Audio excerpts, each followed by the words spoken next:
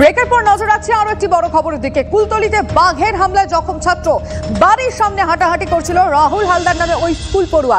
সেই সময় ঠিক কি ঘটেছিল আমরা সরাসরি জানবো। আমাদের রিপোর্টার শর্মিষ্ঠা চক্রবর্তী রয়েছেন আমাদের সঙ্গে। ঠিক কি ঘটেছিল শর্মিষ্ঠা, এবং এই মুহূর্তে এখনো কি আতঙ্ক রয়েছেন মানুষ? একদম মানুষ আতঙ্কে রয়েছে লিমা, কারণ আমি যে জায়গায় রয়েছি মধ্য গুড়গুড়িয়া গ্রামের, আমি যদি দেখাই আমার ঠিক বাঁ হাতে মাকড়ি নদী, যেই নদী পেরিয়ে বাঘ এসেছে বলে এলাকার মানুষের মধ্যে আতঙ্ক ছড়িয়েছে। কারণ একজনের মৃত্যু পর্যন্ত ঘটেছে, যদিও সে কাঁকড়া ধরতে গিয়ে নদীর ওপারে গিয়েছিল।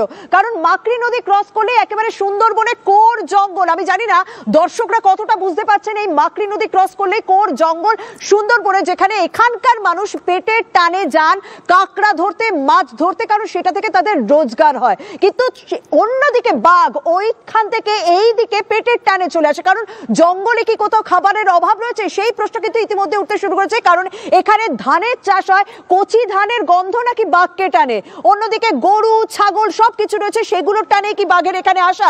এখানকার মানুষদের মধ্যে যথেষ্ট ভয় রয়েছে, আতঙ্ক রয়েছে। কিছুক্ষণ আগে আমরা এও দেখলাম যে বন দপ্তরের পক্ষ থেকে একটি বোট, তারা রীতিমতো সচেতন করতে করতে মানুষকে যাচ্ছেন, অ্যানাউন্সের কাজ চলছেন এবং এই জায়গাটা পুরোপুরি নজরদারি চলছে। তবে আমি আপনার সঙ্গে কথা বলবো, আপনার পরিবারের সদস্যকে হারিয়েছেন, বাঘের হামলায় প্রাণ গেছে, মানে কেন কাঁকড়ার জন্য, মাছ চাষের জন্য প্রাণ হাতে নিয়ে আপনাদের ওই পারে যাওয়া?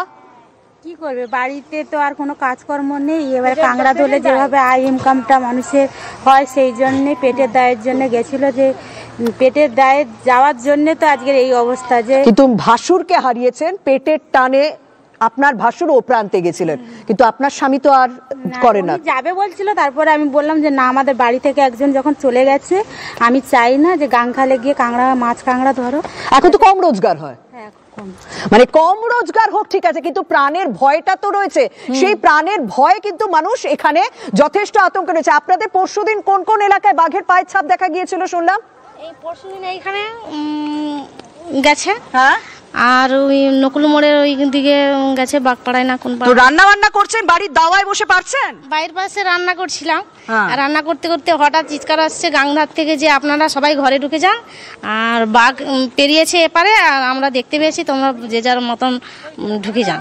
মানে তারপর কি বোমা ফাটাতে ফাটাতে বাঘ তারা আয় নাকি? বোমা ফাটাচ্ছে, বোমা ফাটাতে ফাটাতে অনেক লোক, প্রচুর লোক জমা হয়ে গেছে। তারপরে ফরেস্টার দপ্তর থেকে কিছু লোক এসছে জালটা নিয়ে।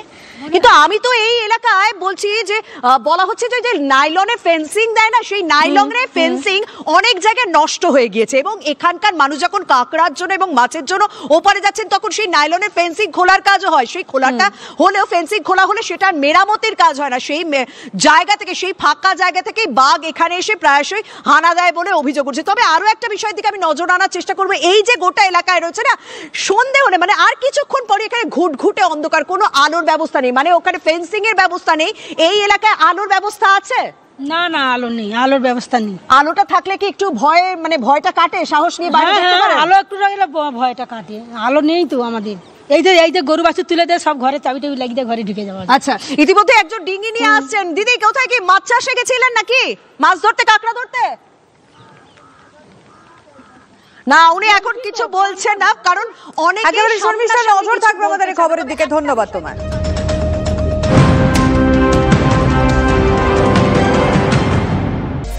सफेद 500 ग्राम।